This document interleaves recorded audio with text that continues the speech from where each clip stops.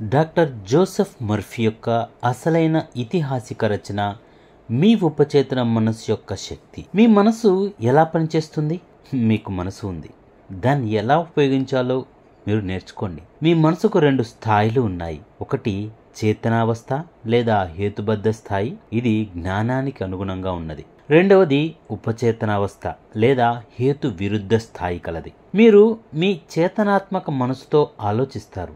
మీరు ఏదైతే తరచూ ఆలోచిస్తూ ఉంటారో అది మీ ఉపచేతన మనసులో కలిసిపోతుంది. అదే మీ ఆలోచనల విధానం బట్టి రూపొందుతుంది. మీ ఉపచేతన మనసే మీ భావోద్వేగాలకు ఆధారమవుతుంది. అదే సృజనాత్మకమైన మనసు. మీరు మంచిని ఆలోచిస్తే ఆ మంచే అనుసరిస్తుంది, చెడు ఆలోచిస్తే చెడే అనుసరిస్తుంది. మీ మనసు పనిచేసే తీరు ఇదే.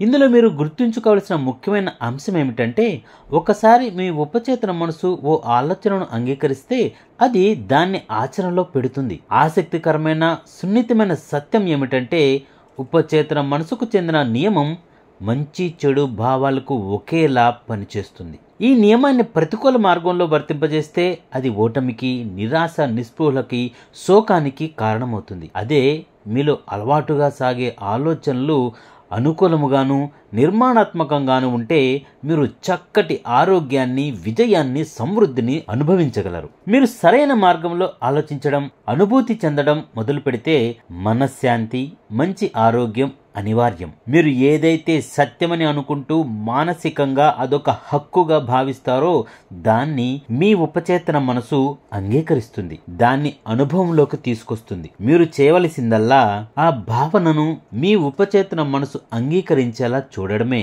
అలా జరిగితే మీ ఉపచేతన మనసు నియమానుసారం మీరు కోరుకున్న ఆరోగ్యం, శాంతి, సమృద్ధి లభిస్తాయి. మీరు ఆజ్ఞను లేదా ఆదేశాన్ని జారీ చేయండి. మీ ఉపచేతన నిజాయితీగా తనను ఆకట్టుకున్న ఆలోచనను పునరుత్పత్తి చేస్తుంది. మనస్సు యొక్క నియమం ఏమిటంటే, మీ చేతన మనసులోని ఆలోచన స్వభావము బట్టి మీ ఉపచేతన మనసు నుంచి స్పందన లభిస్తుంది. మనస్తత్వ శాస్త్రవేత్తలు, మానసిక రోగ చికిత్సలో నైపుణ్యం కలిగిన వైద్యులు చెప్పినది ఏమిటంటే, ఆలోచనలను ఉపచేతన మనసుకు తెలియజేసినప్పుడు అవి మెదడు కణాలలో గుర్తుగా మారుతాయి. మీ ఉపచేతన ఆ ఉద్దేశ్యాన్ని అంగీకరించగానే దాన్ని వెంటనే ఆచరణలో పెడుతుంది. ఇది సూచనల సహకారంతో పనిచేస్తుంది. అది మీ జీవిత కాలంలో సేకరించిన ఆ భావాలన్నింటినీ నుంచి ప్రతి జ్ఞానాంశాన్ని వినియోగిస్తూ ప్రయోజనాలు నెరవేరేలా చేస్తుంది. మీలో ఉన్న అనంత శక్తి, బలం, జ్ఞానం నుంచే అది అవసరమైనది తీసుకుంటుంది. అందుకు ప్రకృతి నియమాలన్నింటినీ తన దారిలోకి తీసుకొస్తుంది. కొన్ని సందర్భాలలో మీ కష్టాలకు వెంటనే పరిష్కారం లభించినట్లు అనిపిస్తుంది. మరికొన్ని సందర్భాలలో రోజులు, వారాలు లేదా చాలా కాలం కూడా పడుతుంది. దాని మార్గాలు అన్నీ అన్వేషణ వైపే ఉంటాయి. చేతన, ఉపచేతనకు గల భేదాలు. చేతన, ఉపచేతన అనేవి 2 మనసులు కాదని మీరు గుర్తుంచుకోవాలి. అవి కేవలం పనులను ఆచరణలో పెట్టే 2 గోళాలు. మీ చేతనాత్మక మనసు అనేది కారణాలు చూసే మనసు. అదే ఎంపికకు సహాయపడే మనసు. ఉదాహరణకు, మీరు మీ పుస్తకాలు, మీ ఇల్లు, మీ జీవిత భాగస్వామిని ఎంపిక చేసుకుంటారు. మీ చేతనాత్మక మనసుతో మీరు అన్ని నిర్ణయాలు తీసుకుంటారు. మరోవైపున చేతనాత్మకంగా ఎంపిక చేసే ప్రమేయం ఏదీ లేకుండానే మీ హృదయం యాంత్రికంగా తన పని తాను చేసుకుంటూ పోతుంది. జీర్ణమవ్వడం, ప్రసరణ, శ్వాసించుకోవడం వంటి ప్రక్రియలన్నీ ఉపచేతన మనసు ద్వారా చేతనాత్మక నియంత్రణ ప్రమేయం లేకుండా కొనసాగింపబడుతూ ఉంటాయి. మీ ఉపచేతన మనసు తనకు నచ్చిన దాన్ని లేదా మీరు మనస్ఫూర్తిగా నమ్మిన దాన్ని అంగీకరిస్తుంది. మీ చేతనాత్మక మనసులో అది కారణాలను పట్టించుకోదు, అలాగే మీతో వివాదాస్పదంగానూ వాదించదు. మీ ఉపచేతన మనసు భూమి, నేల లాంటిది. అది ఎటువంటి విత్తనాన్ని అయినా, అది మంచిది కానియండి, చెడ్డది కానియండి, అంగీకరిస్తుంది. మీ ఆలోచనలు విత్తనాల వల్లే చురుకైనవి. ప్రతికూలమైనవి, నాశనాన్ని కోరుకునే ఆలోచనలు మీ ఉపచేతన మనసులో ప్రతికూలంగా పనిచేస్తుంటాయి. నిర్ణీత సమయంలో అవి బాహ్యానుభవంలోకి అదే అంశానికి అనుగుణంగా సంభవిస్తుంది. గుర్తుంచుకోండి, మీ ఉపచేతన మనసు మీ ఆలోచనల మంచి లేదా చెడు, నిజం లేదా అబద్ధాలను రుజువు చేయడానికి పూనుకోదు.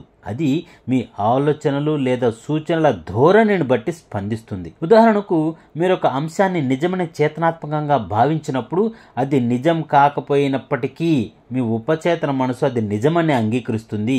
అలా నిజమని అనుకోవడం వల్ల కలిగే పరిణామాల్ని అనుసరించి దానివల్ల కలిగే ఫలితాలని తీసుకొస్తుంది. సైకాలజిస్టులు చేసే ప్రయోగాలు. మనస్తత్వ శాస్త్రవేత్తలు వశీకరింపబడిన కొంతమంది మీద అనేక ప్రయోగాలు చేసిన మూలంగా కనుగొన్నది ఉపచేతన మనసు హేతుబద్ధమైన ప్రక్రియకు అవసరమైనవి ఎంపిక చేసే, పోల్చి చూసే సమర్థత లేదు. మీ ఉపచేతన మనసు ఎంత అసత్యమైన సూచనలైనా అంగీకరిస్తుంది. ఒకసారి ఆ సూచనను ఆమోదించబడితే ఆ సూచనను బట్టే అది ప్రతిస్పందిస్తుంది. సూచనలకు మీ ఉపచేతన మనసు యొక్క సౌలభ్యం నిరూపించుటకు ఒక ఉదాహరణ చూడండి. ప్రాక్టీస్ చేస్తున్న ఒక హిప్నాటిస్టు తన క్రింద పనిచేసే వారితో అతను నెపోలియన్ బోనాపార్టే అనో లేదా ఒక పిల్లి అనో లేదా ఒక కుక్క అనో సూచిస్తే అప్పుడు అతను తన పాత్రకు అసమానమైన ప్రదర్శననిస్తాడు. తాత్కాలికంగా అతని స్వాభావిక లక్షణం మారిపోతుంది. హిప్నాటిస్టు తాను ఏమని చెప్పినా అతను ఆ మాటలను విశ్వసిస్తాడు. నిపుణుడైన హిప్నాటిస్టు వశీకరింపబడిన తన విద్యార్థులలో ఒకరితో తన వీపు దురద పెడుతూ ఉందని, మరొకరితో ముక్కులోంచి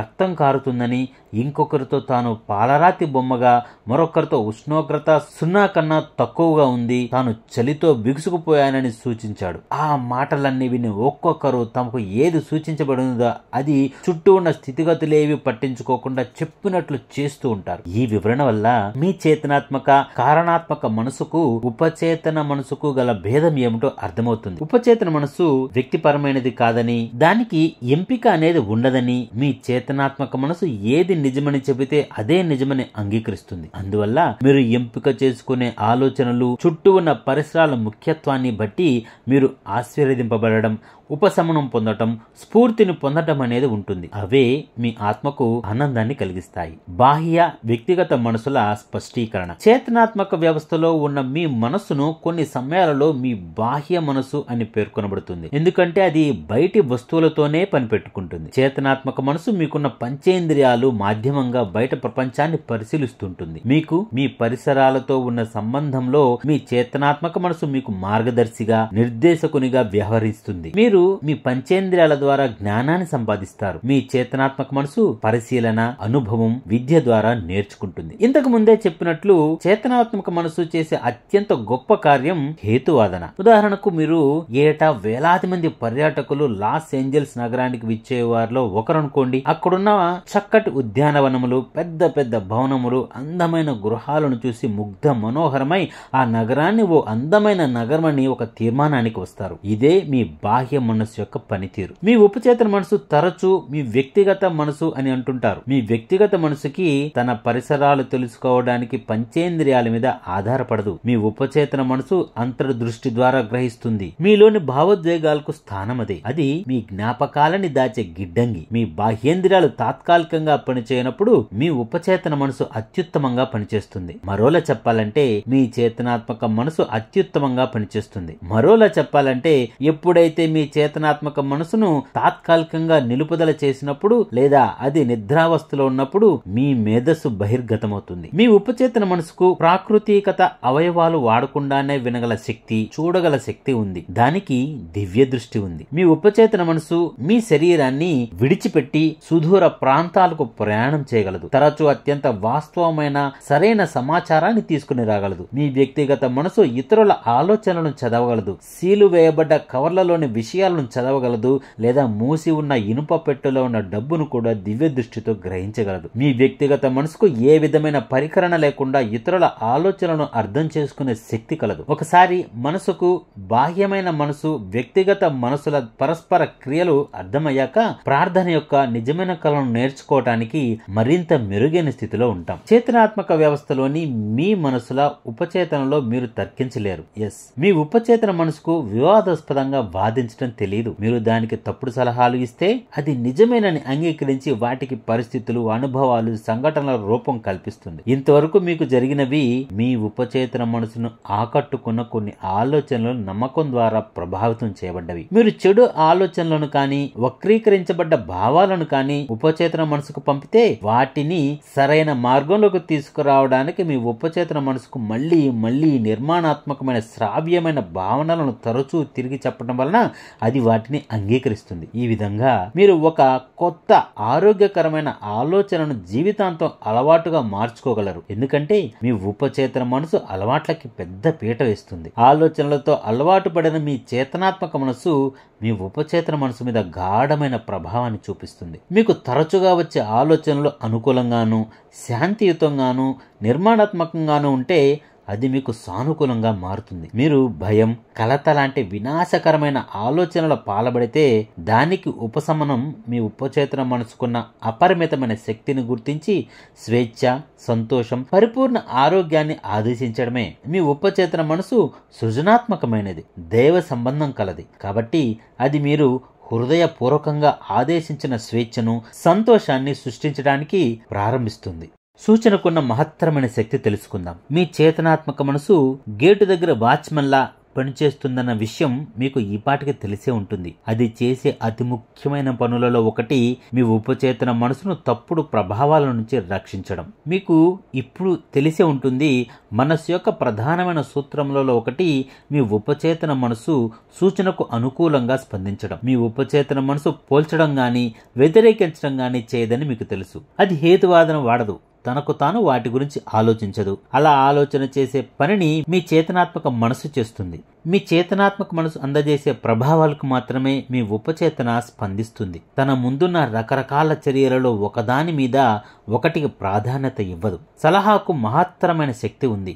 దానికి ఒక చక్కటి ఉదాహరణ, మీరు ఓడలో ఒక పిరికిలా భయపడే తోటి ప్రయాణికుడు దగ్గరకు వెళ్ళి ఇలా చెప్పండి, మీకు చాలా జబ్బు చేసినట్టు ఉంది, మీ మొహం పాలిపోయి ఉంది, సముద్రయానం మూలాన మీకు వికారం కలిగినట్లు అనిపిస్తుంది, కాబిన్ వరకు తోడొచ్చేదా అని అడిగారు. ఆ ప్రయాణికుని మొహం పాలిపోతుంది.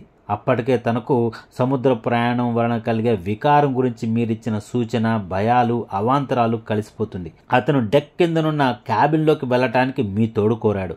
అక్కడికి ఒకసారి చేరుకున్నాక అప్పటికే అతను అంగీకరించిన మీ వ్యతిరేకార్థక సూచన నిజం అయి కూర్చుంటుంది. ఒకే సలహాకు విభిన్న ప్రతిస్పందనలు ఉంటాయి. ఒక సలహాకు జనం రకరకాలుగా ప్రతిస్పందిస్తారన్న విషయం ఎంతో నిజం. దానికి కారణం వారికున్న భిన్నమైన ఉపచేతనావస్థ లేదా నమ్మకాలు. ఊహించండి, మీరు ఓడలో పనిచేస్తున్న సిబ్బందిలో ఒకరి దగ్గరకు వెళ్తారు. మీరంటారు, ఏమండి మీకు ఒంట్లో అంత బాగున్నట్టు లేదు, సముద్ర ప్రయాణం మీకు వికారం కలిగించబోతుందా? తన మనస్తత్వాన్ని బట్టి ఆ నావికుడు మీరు చేసిన వేళాకోళానికి నవ్వునైనా నవ్వుతాడు, లేదా మీ పని మీరు చూసుకోండి అని చికాకును వ్యక్తం చేస్తాడు. మీ సూచన ఆయన మీద ఎటువంటి ప్రభావాన్ని చూపలేదు. ఎందుకంటే సముద్ర ప్రయాణంలో కలిగే రోగం ఆయన మనసులో ఉన్న నిరోధక శక్తితో కలిసిపోతుంది. అందువలన ఆ సూచన ఆయనలో భయం కానీ కలత కానీ కలిగించదు, ఆత్మవిశ్వాసాన్ని మాత్రమే రేకెదిస్తుంది. సూచన లేదా సలహా అనే పదం ఒక చర్య లేదా ఒకానొక సందర్భంలో ఏదైనా ఆలోచనను ఒకరి మనసులో ఉంచడం అనే అర్థాలుగా నిఘంటువు మీకు చెబుతుంది. మీరు ఒకటి గమనించాలి, సలహా చేతనాత్మక మనసుకి విరుద్ధంగా ఉపచేతన మనసులోకి ఏదీ విధించదు.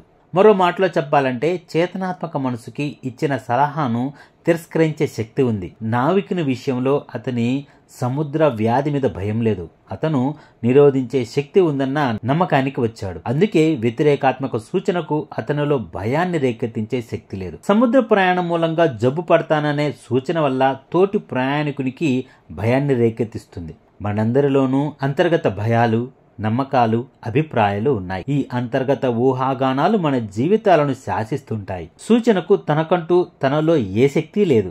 దానిని మీరు మానసికంగా స్వీకరించినప్పుడే తప్ప. సరిగ్గా ఆ పరిస్థితిలో మీ ఉపచేతన శక్తులు ఆ సలహాను అనుసరించి పరిమిత చేయబడ్డ మార్గంలో ప్రవాహం మొదలు పెడతాయి. అతను తన చేతిని ఎలా పోగొట్టుకున్నాడు తెలుసుకుందామా? ప్రతి 2-3 సంవత్సరాలకు ఒకసారి కాక్స్టన్ హాల్లోని లండన్ ట్రూత్ ఫోరంలో ఉపన్యాసాలు ఇస్తూ ఉంటాను. చాలా సంవత్సరాల క్రితం ఈ ఫోరంను నేను స్థాపించాను.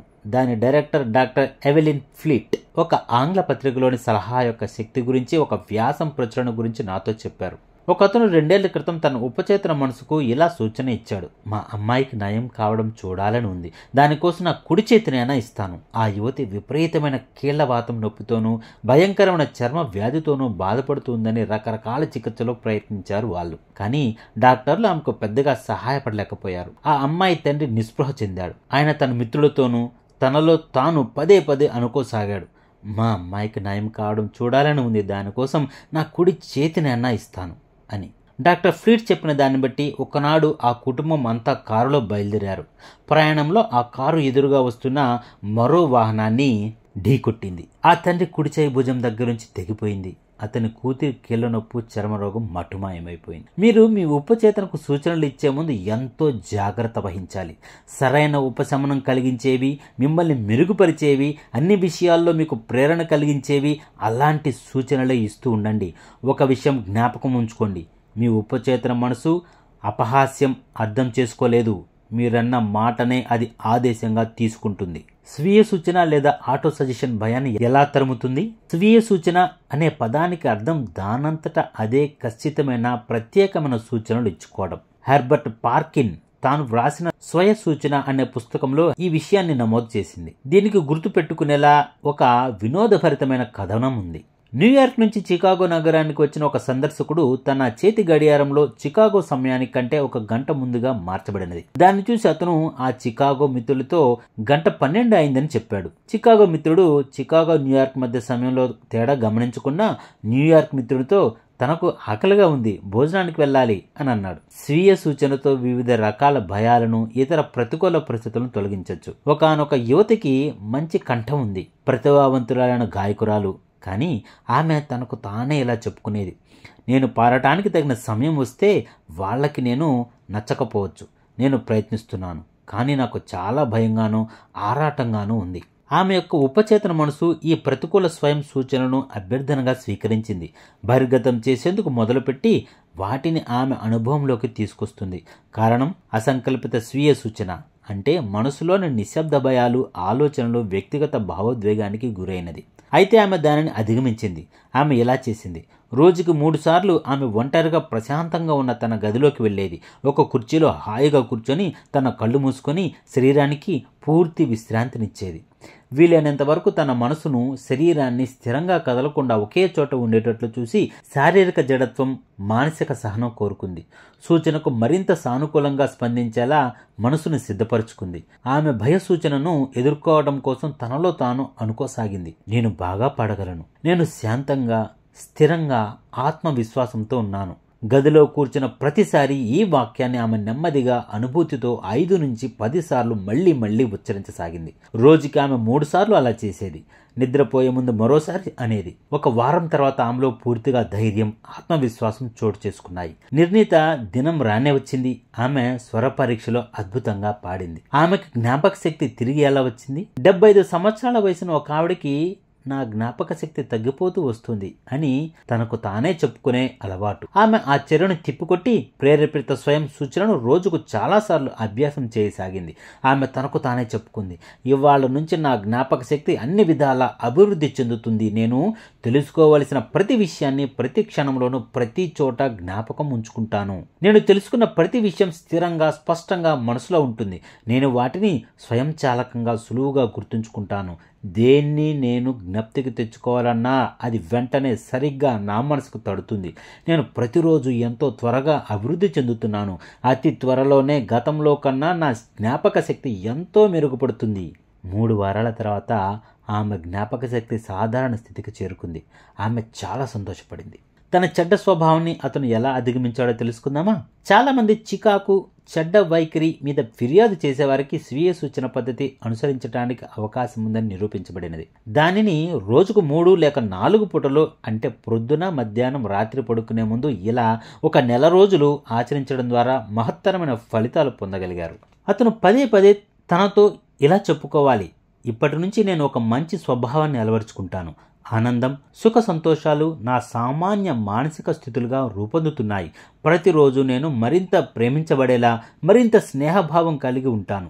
నా చుట్టూ ఉన్నవారి ఆనందానికి, సద్భావనకి కేంద్ర బిందువులా ఉంటాను. నా సత్ప్రవర్తనతో వారిని ప్రభావితం చేస్తాను. ఈ ఆనందమైన, సంతోషకరమైన స్వభావం నా సామాన్య సహజ మనస్థితిగా మారుతోంది. నేను ఎంతో కృతజ్ఞుడిగా ఉన్నాను. బాహ్య సూచన, హెటరో సజెషన్ల మీద కొన్ని వ్యాఖ్యలు. సూచన యొక్క నిర్మాణాత్మక మరియు విధ్వంసక శక్తి తెలుసుకుందామా? హెటరో సజెషన్ అంటే మరో వ్యక్తి ఇచ్చిన సలహా. అన్ని యుగాల్లోనూ, ప్రపంచంలోని ప్రతి ప్రాంతంలోనూ సూచనకున్న శక్తి మానవజాతి జీవితంలోనూ, ఆలోచనలోనూ ప్రముఖ పాత్ర నిర్వహించింది. ప్రపంచంలోని పలు ప్రాంతాలలో ఇది మత విశ్వాసాలకు నియంత్రణ శక్తిగా ఉంటున్నది. మనల్ని మనం క్రమశిక్షణలోనూ ఆధీనంలోనూ ఉంచుకోవటానికి సూచనను ఒక సాధనముగా వాడవచ్చు. అంతేకాదు, దానిని మనస్సు యొక్క నియమాలు తెలియని వారి మీద నియంత్రణలో పెట్టుకొని అధికారం చలాయించడానికి ఉపయోగించవచ్చు.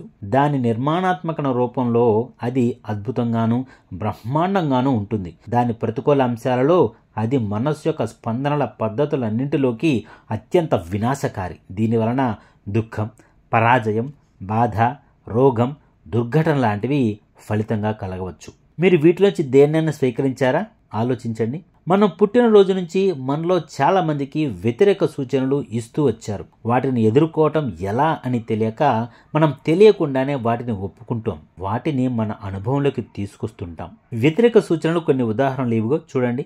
నీ వల్ల కాదు, నువ్వేమి సాధించలేవు, నువ్వు అలా చెక్కకూడదు, నువ్వు తప్పుతావు, నీకు అవకాశం లేదు, నువ్వు చేసిందంత తప్పు, దీనివల్ల లాభమేం లేదు, నీకు ఏం తెలుసన్నది ముఖ్యం కాదు, నీకు ఎవరు తెలుసన్నది ముఖ్యం, ప్రపంచం నాశనమైపోతుంది, ఏం లాభం, ఎవరు పట్టించుకోరు, ఎంత కష్టపడినా ప్రయోజనం లేదు, నువ్వు బాగా ముసలైపోయావు, రోజు రోజుకి పరిస్థితులు ఘోరంగా తయారవుతున్నాయి, జీవితం నిరంతరం ప్రగతిస్తుంది, ప్రేమించడం పక్షులకే చేతనవుతుంది, నువ్వు అసలు గెలవలేవు, త్వరలో నీవు దివాలా తీస్తావు, జాగ్రత్తగా ఉండు, భయంకరమైన జబ్బు నీకు అంటుకోగలదు, నువ్వు ఎవరిని నమ్మడానికి లేదు.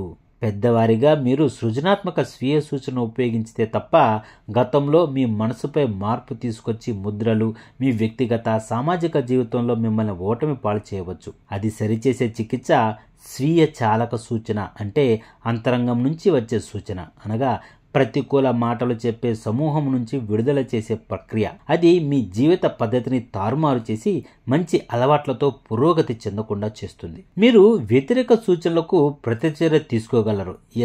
మీరు తీసుకోగలరు. వార్తాపత్రికను అందుకోండి. ప్రతిరోజు వ్యర్థం, భయం, చింత, ఆందోళన, పొంచి ఉన్న దురదృష్టం, ఈ విత్తనాలు నాటే లెక్కలేనన్ని కథలను చదువుతూ ఉంటారు. మీరు దీన్ని స్వీకరిస్తే ఈ భయాలోచనలు మీకు జీవించాలన్న కోరికను కోల్పోయేటట్టు చేస్తాయి. అయితే మీరు వాటిని స్వీకరించాల్సిన అవసరం లేదని అర్థం చేసుకున్నప్పుడు ఉపచేతనంలో ఉన్న మీ మనసుకు సృజనాత్మకమైన స్వయం సూచనలను ఇవ్వటం ద్వారా విధ్వంసక ఆలోచనలను వ్యతిరేకించే శక్తి మీలోనే ఉందని గ్రహిస్తారు. క్రమం తప్పకుండా ఇతరులు మీకు ఇచ్చే వ్యతిరేక సలహాలను అడ్డుకోండి. విధ్వంసక బాహ్య సూచనలపై ప్రభావితం పడనవసరం మీకు లేదు. బాల్యంలోనూ కిశోర ప్రాయంలోనూ మనం అంతా వాటి మూలంగా బాధపడ్డాం. వెనక్కి తిరిగి చూస్తే మీ తల్లిదండ్రులు, స్నేహితులు, బంధువులు, గురువులు, సహోద్యోగులు ఎలా తమ వ్యతిరేక సలహాలను అందించారో మీకు గుర్తొస్తుంది. మీతో చెప్పిన సంగతులను అధ్యయనం చేయండి. మీరు గమనిస్తే వాటిలో చాలా మట్టుకు ప్రచారం క్రింద వస్తాయని మీరు తెలుసుకుంటారు. ఈ ప్రచారం యొక్క రహస్య ఉద్దేశం మీలో భయాన్ని రేకెత్తించి మిమ్మల్ని తమ ఆధీనంలోకి ఉంచుకోవడమే. ఈ బాహ్య సూచన ప్రక్రియ ప్రతి ఇంట్లో, కార్యాలయంలో, ఫ్యాక్టరీలో, సమూహంలో జరుగుతూ ఉంటుంది. మీరు గమనిస్తే ఈ సూచనలన్నీ మీరు ఇతరుల కోసం ఎలా ఆలోచించాలో, ఎలా అనుభూతి పొందాలో, ఎలా ఉండాలో, ఇతరులకు మన వలన ఎంత సానుకూలంగా ఉంది అన్న విషయం మీదే ఉద్దేశం. సలహా ఒక వ్యక్తి యొక్క ప్రాణాన్ని ఎలా తీసిందో చూద్దామా? నా దూరపు బంధువు ఒక ఆయన ఇండియాలో జోస్యం చెప్పి ఒక ప్రఖ్యాత క్రిస్టల్ గేజర్ దగ్గరికి వెళ్లి తన భవిష్యత్తు చెప్పమని ఆమెను అడిగాడు. అతని గుండె బలహీనంగా ఉందని ఆ జ్యోతిష్కురాలు అతనితో అంది. వచ్చే అమావాస్య నాడు అతను మరణిస్తాడని జోస్యం చెప్పింది. నా బంధువు భయభీతి చెందాడు. తన కుటుంబంలోని ప్రతి ఒక్కరిని పిలిపించి వారితో ఈ జోస్యం గురించి చెప్పాడు. తన లాయరుని కలిసి వీలునామాను తయారు చేయించాడు. అతనితో అలాంటి నమ్మకం వదులుకోమని చెప్పడానికి నేను ప్రయత్నించినప్పుడు ఆ క్రిస్టల్ గేజర్కి అద్భుతమైన అతీంద్రియ శక్తులు ఉన్నట్టు అతను నాకు చెప్పాడు. తనని సంప్రదించడానికి వచ్చిన వారితో ఎంతో మంచి కానీ చెడు కానీ చేయగలదట ఆమె. అదంతా నిజమేనని అతను నమ్మాడు. ఆమె జోస్యం చెప్పినట్టు తన చావుకు తనే కారణమని తెలుసుకోకుండానే ఆయన చనిపోయాడు. మనలో ఎంతమంది ఇలాంటి కథలు విని ఉంటారు? ఉపచేతనావస్థలో ఉన్న మనసు పనిచేసే తీరు ఆధారంగా మనం ఇప్పుడు జరిగిన సంఘటన కేసి మరోసారి చూద్దాం. ఒక వ్యక్తి యొక్క చేతనాత్మక మనసు తాను నమ్మిన దానిని ఉపచేతన మనసు గ్రహించి దానికి తగ్గట్టు నడుచుకుంటుంది. నా బంధువు జ్యోతిష్కురాలి దగ్గరికి వెళ్ళినప్పుడు సంతోషంగా, ఆరోగ్యంగా, ఉత్సాహంగా ఉన్నాడు. ఆమె అతనికి వ్యతిరేకార్థక సూచనలు ఇచ్చినప్పుడు ఆయన దాన్ని స్వీకరించాడు. ఆయన భయపడ్డాడు, రాబోయే అమావాస్య రోజున తను చనిపోతున్నానన్న నమ్మకం గురించి అదే పనిగా ఆలోచించాడు. తన చావు గురించిన భయం, తన చావుకి ఎదురు చూడటం ఆయనలో ఉపచేతన నిజం అని నమ్మి చావు తెచ్చిపెట్టింది. ఆయన చావు గురించి జోస్యం చెప్పిన ఆమెకు మైదానంలో పడి ఉన్న రాళ్లు, కర్ర ముక్కలకున్న శక్తుల కన్నా అధిక శక్తులేం లేవు. ఆమె ఇచ్చిన సూచన సృష్టించడానికి కానీ దాని అంతం సాధ్యం చేయడానికి కానీ శక్తి లేదు. ఆయనకు మనసుకు సంబంధించిన నియమాలు ఏ మాత్రం కానీ తెలుసుంటే ఆయన ఆ ప్రతికూల సలహాను పూర్తిగా తోసిపుచ్చి ఆమె చెప్పిన విషయాన్ని పట్టించుకునేవాడు కాదు. తన ఆలోచనలు, అనుభూతులే తనని శాసించి ఆధీనంలో ఉంచుకుంటాయన్న విషయాన్ని గ్రహించి ఆయన ఎప్పటిలాగే తన జీవితాన్ని వెళ్లబుచ్చేవాడు. జ్యోతిష్కురాలి భవిష్యవాణి యుద్ధనౌక పైకి విసిరిన చిన్న బాణం లాంటిది. ఆయన సులువుగా ఆమె సలహాను నిష్ప్రభావం చేసి తనకి ఎటువంటి హాని కలగకుండా చూసుకునేవాడు. దానికి బదులు అవగాహన లేమి వలన తన చావుని తనే కోరి తెచ్చుకున్నాడు. ఇతరులు ఇచ్చే సలహాలకు అచ్చంగా ఎటువంటి శక్తి లేదు. అది మీ మీద ఏ ప్రభావం చూపలేదు. వాటికి ఏదైనా శక్తి ఉంటే మీ ఆలోచనల ద్వారా మీరు వాటికి అందజేసే దానిలో బలం పుంజుకుంటాయి. మీరే మీ మానసిక సమ్మతిని తెలపాలి. మీరు ఆ ఆలోచనను స్వీకరించి అంగీకరించాలి. ఆ పరిస్థితుల్లో అది మీ సొంత ఆలోచనగా రూపొందుతుంది. మీ ఉపచేతన దానిని సాకారం చేయడానికి ప్రయత్నిస్తుంది. గుర్తుంచుకోండి, ఎంపిక చేసుకునే సామర్థ్యం మీలో ఉంది. జీవితాన్ని ఎంచుకోండి, ప్రేమను ఎంచుకోండి, ఆరోగ్యాన్ని ఎంచుకోండి. ఒక ప్రధాన ఆధార అంశం యొక్క శక్తి ఏదో చూద్దాం. మీ మనసు సిలోగిజం లాగా పనిచేస్తుంది. సిలోగిజం వాడుక మాటలో దీని అర్థం మీ చేతనాత్మక మనసు ఏ ప్రధాన ఆధార అంశాలను నిజం అని భావిస్తుందో మీ ఉపచేతనావస్థలోని మనసు తీసుకునే నిర్ణయాన్ని నిర్ధారిస్తుంది. అది ఎటువంటి ప్రశ్న, ఏ రకమైన సమస్య అయినప్పటికీ మీ ఆధార అంశాలు సరైనవైతే మీ నిర్ణయం తప్పనిసరిగా సరైనదే అయి ఉంటుంది. ఉదాహరణకి, ప్రతి సుగుణం ప్రశంసనీయమే. జాలిగుండె ఒక సుగుణం, అందుకే జాలిగుండె ప్రశంసనీయం. మరొక ఉదాహరణ, నిర్మించబడ్డ వస్తువులన్నీ మార్పు చెందుతాయి, కాలగర్భంలో కలిసిపోతాయి.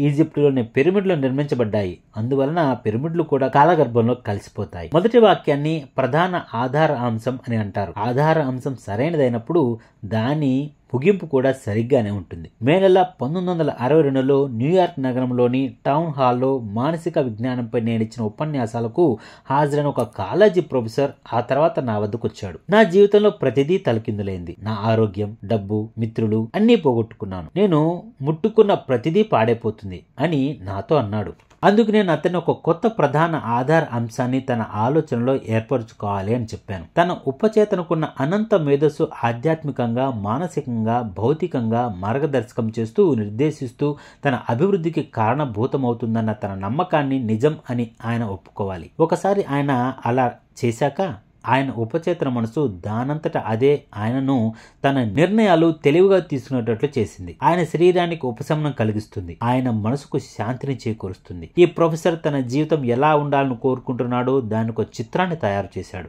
ఆయన ప్రధాన ఆధార అంశం ఇదిగో, అనంతమైన మేధస్సు నన్ను నడిపిస్తోంది, అన్నింటిలోనూ నాకు మార్గదర్శకత్వం వహిస్తోంది. పరిపూర్ణమైన ఆరోగ్యం నాది, సామరస్య నియమం నా మనసులోనూ శరీరంలోనూ పనిచేస్తుంది. అందం, ప్రేమ, శాంతి, సమృద్ధి ఇవన్నీ నావి. నా జీవితాన్నంతా సక్రమంగా పనిచేయటం, దైవజ్ఞ పాటించడం లాంటి నియమాలు నడిపిస్తున్నాయి. నా ప్రధాన ఆధారాంశం జీవిత సత్యాల మీద ఆధారపడి ఉందన్న సంగతి నాకు తెలుసు. నా ఉపచేతన మనసు నా చేతనాత్మక మనసుకు అనుగుణంగా స్పందిస్తుందన్నదని నాకు తెలుసు. నమ్ముతున్నాను, అనుభూతి చెందుతున్నాను. తరువాత ఆయన తను సాధించిన దాని గురించి నాకు ఇలా రాశాడు. నేను నెమ్మదిగా, ప్రేమతో రోజుకి చాలాసార్లు నా ప్రధాన ఆధారాంశం యొక్క ప్రవచనాన్ని పునరుచ్చరించాను. అవి లోతుగా నా ఉపచేతన మనసులోకి ఇంకుతున్నాయని నాకు తెలిసింది.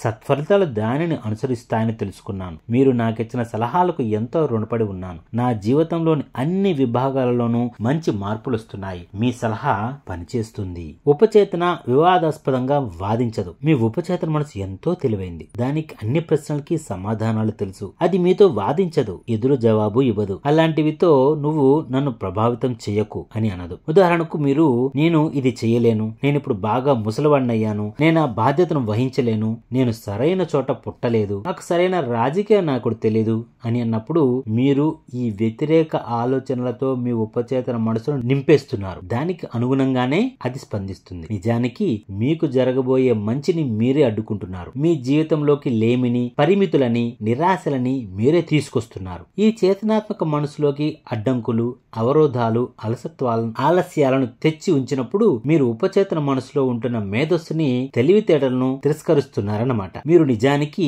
మీ ఉపచేతన మీ సమస్యను పరిష్కరించలేదని అంటున్నారు. ఇది మానసిక భావోద్వేగ సంకుతలతకు, దాని మూలంగా వచ్చే జబ్బుకి, మానసిక రోగాలకు దారితీస్తుంది. మీ కోరికలను సాధించుకోవటానికి, మీ నిరాశను అధిగమించటానికి మీరు ధైర్యంగా రోజుకి పలుసార్లు ఆదేశించండి ఇలా: నాలో ఈ కోరికను కలిగించిన అనంత మేధస్సు నా కోరికను సాకారం చేసే పరిపూర్ణమైన ప్రణాళిక వైపు తీసుకెళ్తుంది, దారి చూపుతుందని వెల్లడి చేస్తుంది. నా ఉపచేతనలోని లోతైన మేధస్సు ప్రతిక్రియను చేపట్టిందని నాకు తెలుసు. నేను భావించినట్లే, నా మనసులో కోరుకున్నట్లే అది బాహ్యంగా వ్యక్తీకరించబడుతుంది. సంతులనం, సమృద్ధి అంతటా ఉంది. అలా కాకుండా మీరు మరోలా వేరే దారి లేదు, నేను ఓడిపోయాను, ఈ సంఘటన నుంచి భయపడే మార్గం లేదు, నాకు ఆటంకం కలిగిస్తున్నారు, అడ్డుకుంటున్నారు అంటే మీ ఉపచేతన నుంచి మీకు సమాధానం రాదు, స్పందన ఉండదు. ఉపచేతన మీకోసం పనిచేయాలంటే మీరు దానికి సరైన అభ్యర్థన పెట్టాలి, సహకారాన్ని అర్థించాలి. అది ఎప్పుడూ మీకోసమే పనిచేస్తుంటుంది. ఈ క్షణంలో కూడా అది మీ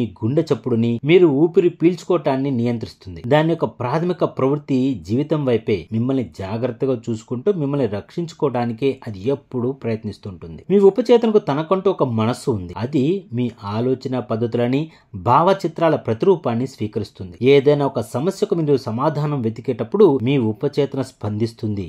కానీ మీ చేతనాత్మక మనసులో మీరు ఒక నిర్ణయానికి రావడానికి, సరైన తీర్పుని ఇవ్వాలని ఆదేశిస్తుంది. మీ ఉపచేతన మనసులోనే సమాధానం ఉన్నట్లు మీరు ఒప్పుకోవాలి. వేరే మార్గం ఉన్నట్లు నాకు తోచదు, నాకంతా గందరగోళంగా ఉంది, సమాధానం నాకెందుకు దొరకటం లేదు అని మీరంటే మీరు మీ ప్రార్థన నిరర్ధకం చేస్తున్నారన్నమాట. ఉన్న చోటే కదులుతూ సమయాన్ని వెళ్లదీస్తున్న ఒక సైనికుడిలా మీరు మీ శక్తిని వాడేస్తున్నారు. కానీ మీరు ముందుకి కదలటం లేదు. మీ మనసుకున్న చక్రాలని ఆపండి, కాసేపు విశ్రమించండి, సడలించండి, శాంతంగా స్థిరంగా చెప్పండి: నా ఉపచేతనకు సమాధానం తెలుసు, ఇప్పుడు నాకది ప్రతిస్పందిస్తుంది. నేను నా ధన్యవాదాలు చెబుతున్నాను, ఎందుకంటే నా ఉపచేతనకున్న అనంతమైన మేధస్సుకు అన్ని విషయాలు తెలుసు. నాకు ఈ సమయంలో పరిపూర్ణమైన సమాధానాన్ని ఇస్తుంది. నా ఉపచేతన మనసు యొక్క ఘనత మరియు కీర్తిని నా నమ్మకం విముక్తి కలిగిస్తుంది. అలా జరుగుతున్నందుకు నేను ఆనందిస్తున్నాను. ఈ రెండవ భాగంలో ఉన్న ప్రధాన అంశాల సమీక్షని ఒకసారి చూద్దాం. మంచిగా ఆలోచిస్తే అంతా మంచి జరుగుతుంది, చెడుగా ఆలోచిస్తే చెడే జరుగుతుంది. మీరు రోజంతా ఎలా ఆలోచిస్తారో అలాగే అవుతారు. మీ ఉపచేతన మనసు మీతో వాదించదు, మీ చేతనాత్మక మనసు ఆదేశాలను అది పాటిస్తుంది. మీరు ఈ ఖర్చు నేను భరించలేను అని అంటే అది నిజం కూడా కావచ్చు. అయితే మీరు అలా అనకండి. ఒక మెరుగైన ఆలోచనను ఎంచుకోండి. నేను దీనిని కొంటాను, నేను నా మనసులో దీన్ని ఆమోదిస్తున్నాను అని చెప్పండి. మీలో ఎంపిక చేసే శక్తి ఉంది. మంచి ఆరోగ్యాన్ని, ఆనందాన్ని ఎంపిక చేసుకోండి. మీరు స్నేహపూర్వకంగా ఉండాలని ఎంచుకోండి, లేదా మీకు ప్రతికూలంగా ఉండటానికి ఎంచుకోవచ్చు. సహకారం అందించాలని, ఆనందంగా, స్నేహంగా, ప్రేమతో ఉండాలని కోరుకోండి. ప్రపంచమంతా స్పందిస్తుంది. అద్భుతమైన వ్యక్తిత్వాన్ని అభివృద్ధి పరుచుకోవడానికి ఇది ఒక ఉత్తమమైన మార్గం. మీ చేతనాత్మక మనసు గేటు దగ్గర వాచ్మెన్ లాంటిది. దాని ముఖ్య దోషం మీ ఉపచేతన మనసుని తప్పుడు ప్రభావాల బారిన పడకుండా రక్షించడం. ఏదో మంచి జరుగుతుందని, ఈ క్షణంలో జరుగుతుందన్న నమ్మకాన్ని ఎంపిక చేయండి. మీకున్న అతి గొప్ప శక్తి ఎంపిక చేసుకునే మీ సామర్థ్యం. సంతోషాన్ని, సమృద్ధిని ఎంపిక చేసుకోండి. ఇతరుల సూచనల, వ్యాఖ్యలకు మిమ్మల్ని బాధించే శక్తి లేదు. ఉన్న ఒకే ఒక్క శక్తి మీ ఆలోచనలకున్న కదలికలు. ఇతరుల సూచనలను, వ్యాఖ్యలను మీరు తోసిపుచ్చి మంచినే కోరుకోవచ్చు. ఎలా ప్రతిస్పందించాలో మీరే ఎంపిక చేసుకోవచ్చు. మీరనే మాటలపై జాగ్రత్త వహించండి. మీ నోట వచ్చే ప్రతి వ్యర్థ పదానికి మీరే జవాబుదారి. ఎన్నడూ ఇలా అనకండి: నేను ఓడిపోతాను, నా ఉద్యోగం ఊడిపోతుంది, నేను అద్దె చెల్లించలేను అని. మీ ఉపచేతన మనసు వేళాకోళాన్ని అర్థం చేసుకోలేదు, వాటన్నిటిని నిజమయ్యేలా చేస్తుంది. మీది చెడ్డ మనసు కాదు. ప్రకృతిలోని ఏ శక్తి చెడ్డది కాదు. మీరు ప్రకృతిలోని శక్తులను ఎలా ఉపయోగిస్తున్నారన్న దానిపైన అది ఆధారపడి ఉంటుంది. మీ మనసుని అందరికీ ఆశీస్సులు అందించడానికి, ఉపశమనం కలిగించటానికి, అన్ని చోట్ల ఉన్న జనానికి ప్రేరణ కలిగించటానికి ఉపయోగించండి. ఎన్నడూ నా వల్ల కాదు అని అనకండి. భయాన్ని అధిగమించడానికి ఇలా అనుకోండి: ఉపచేతనావస్థలో ఉన్న నా మనసుకున్న శక్తి ద్వారా నేను అన్ని పనులు చేయగలను అని చెప్పండి. భయం, అజ్ఞానం, అంధవిశ్వాసానికి బదులు శాశ్వత సత్యాలు, జీవన సిద్ధాంతాల దృక్కోణం నుంచి ఆలోచించడం ప్రారంభించండి. మీ గురించి ఇతరులు ఆలోచించకుండా చూడండి. మీ ఆలోచనలను మీరే స్వయంగా ఎంచుకోండి. మీ నిర్ణయాలను మీరే తీసుకోండి. మీరు మీ ఆత్మ ఉపచేతన మనసుకు సారథి. మీ విధికి మీరే యజమాని అని గుర్తుంచుకోండి. ఎంచుకోండి. ఎన్నుకునే సామర్థ్యం మీలో ఉంది. జీవితాన్ని ఎంచుకోండి, ప్రేమను ఎంచుకోండి, ఆరోగ్యాన్ని ఎంచుకోండి, ఆనందాన్ని ఎంచుకోండి. మీ చేతనాత్మక మనసు దేనినైతే నిజమని నమ్ముతుందో దానినే మీ ఉపచేతన స్వీకరించి నిజం చేస్తుంది. అదృష్టాన్ని, దేవుడు చూపించే మార్గాన్ని, సరైన కర్మను, జీవితం అందించే సర్వ సుఖాలను నమ్మండి.